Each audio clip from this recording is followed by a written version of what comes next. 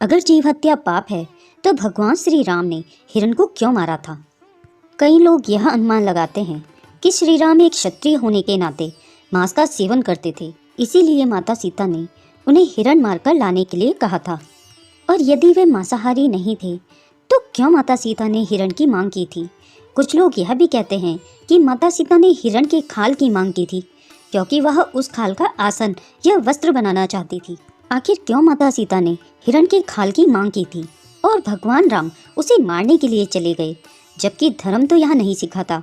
यदि ऐसा था तो क्या श्री राम एक मांसाहारी थे? भगवान श्री राम एक सन्यासी और वनवासी थे। प्रभु श्री राम, लक्ष्मण और माता सीता अपना राजपाट और राजस्वी वस्त्र सभी को त्याग कर वन की ओर चले गए थे। उन्होंने सन्यासियों के वस्त्र को धारण कर लिया था और ऋषियों के आश्रम में जाकर रहे थे। वहां उन्होंने ध्यान और तप किया। बाद में वे दंडकारण्य में रहने लगे, फिर पंचवटी में कुटिया बनाकर रहने लगे। उन्हें किसी मृग चर्म की कोई जरूरत नहीं थी क्योंकि वे शुद्ध, सात्विक और तपस्वी वाला जीवन व्यतीत कर रहे थे। यही वचन उन्होंने दशरथ जी को दिया था। आपने कभी देखा है किसी कुटिया में किसी ने पशु की खाल लटकाई हो? दूसरा, भारत में मैदानी इलाकों में और दक्षिण भारत में कभी भी पशु चर्म का वस्त्र पहनने का प्रचलन नहीं रहा। पशु खाल के वस्त्रों का समान प्रयोग करने का प्रचलन केवल बहुत ठंडे या बर्फीले इलाके में किया जाता है। आपने शिवजी के चित्र हमेशा इसी वेशभूषा में देखा होगा, लेकिन कोई भी वैष्णवी खाल का प्रयोग नहीं करता।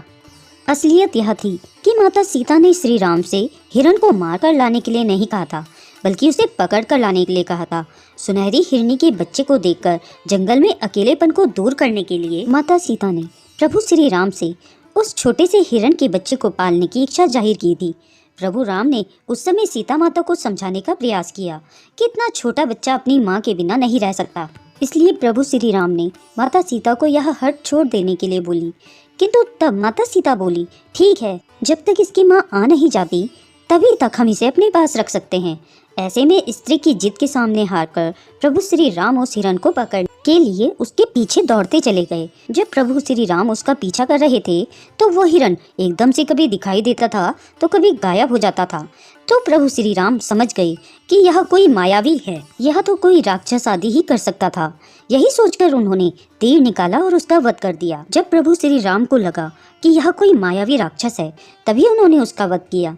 क्योंकि प्रभु श्री राम विष्णु के अवतार हैं, इसलिए पहली नजर में उस मायावी राक्षस को देखने के बाद भी सामान्य पुरुष की भांति जब तक उसने अपनी माया नहीं दिखाई तब तक उसे एक छोटा सा हिरण ही समझते रहे और माता सीता की बात मानकर उसके पीछे दौड़ पड़े।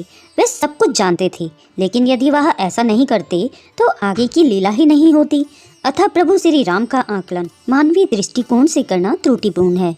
ठीक है, यदि आप यह मानते हैं कि हिरण को इसलिए नहीं मारा था कि उसकी खाल निकालकर उसके वस्त्र या आसन बनाया जाए, बल्कि इसलिए मारा था कि उसे खाया जाए, क्योंकि प्रभु श्री राम एक क्षत्रिय थे, वे मांस खाते थे। इसका जवाब है कि रामायण में कभी भी प्रभु श्री राम के मांसाहार सेवन के बारे में नहीं लिखा है। हर जगह श्री राम, भैया लक्ष्मण और माता के द्वारा कंदमूल खाए जाने का जिक्र मिलता है। मर्यादा पुरुषोत्तम श्री राम ने वनवास पर जाते समय प्रतिज्ञा की थी कि वह कभी भी मांस का सेवन नहीं करेंगे। इसका उल्लेख वाल्मीकि रामायण में मिलता है। चतुर्दश ही वर्षाणि वतस्यामि विजने वने मधु मूल फले जीवन हित्वा मुनिवत आमिषम। अर्थात मैं सौम्य वनों में एक ऋषि की भांति मांस का त्याग कर 14 वर्ष कंदमूल, फल और शहद पर व्यतीत करूंगा। उपरोक्त श्लोक में यह प्रतीत होता है कि प्रभु श्री राम मांस का सेवन करते थे, लेकिन वन जाने से पूर्व उन्होंने प्रतिज्ञा ली थी कि मैं मांस का सेवन नहीं करूंगा। हालांकि ऐसा नहीं है कि वे मांस खाते थे, फिर भी उन्होंने वन जाने से पूर्व प्रतिज्ञा ली। हम यह स्पष्ट करना चाहते हैं कि ऐसा उन्होंने क्यों कहा। वे मांस का सेवन नहीं करते थे, लेकिन ऐसा उन्होंने इसलिए कहा क्योंकि उस काल में युद्ध के लिए जाने पर परदेश में, जंगल में, मरुस्थल में या कठिन प्रदेशों में जाने पर अक्सर लोगों को उनके मन का भोजन नहीं मिलता है, लेकिन मांस सभी जगह उपलब्ध हो जाता है। दूसरा, शत्रु से संधि करने पर, विपत्ति पड़ने पर या विपत्ति काल में मांसाहार करना पड़ता है। ऐसे में सैनिकों और सन्यासियों को यह सीखना पड़ता है कि विपत्ति काल में मांस का सेवन किया जा सकता है। लेकिन प्रभु श्री राम ने यह प्रतिज्ञा ली थी कि चूंकि मैं वनवास जा रहा हूँ, तथापि मैं किसी भी स्थिति में मांस का सेवन नहीं करूँगा। दरअसल आपातकालीन स्थिति में व्यक्ति का धर्म बदल जाता है, इसलिए यह प्रतिज्ञा ली गई थी। सुंदरकांड का संदर्भ। सुंदरकांड के अनुसार जब हनुमान अशोक वाटिका में देवी सीता को मिलते हैं, तब राम की खुशहाली बताते हैं। वे कैसे हैं, किस तरह जीवन जी रहे हैं, उनका दिनक्रम क्या है, सबका वर्णन करते हैं। न मांसम राघो भुक्ते न चापी मधु सेवते वन्यम सुवितम नित्यम भक्तमम श्राद्धि पंचमम। अर्थात राम ने कभी भी मांस का सेवन नहीं किया, ना ही उन्होंने मदिरा का पान किया है। हे देवी, वे हर दिन केवल संध्या के समय में उनके लिए एकत्रित किए गए कंदमूल ग्रहण करते हैं।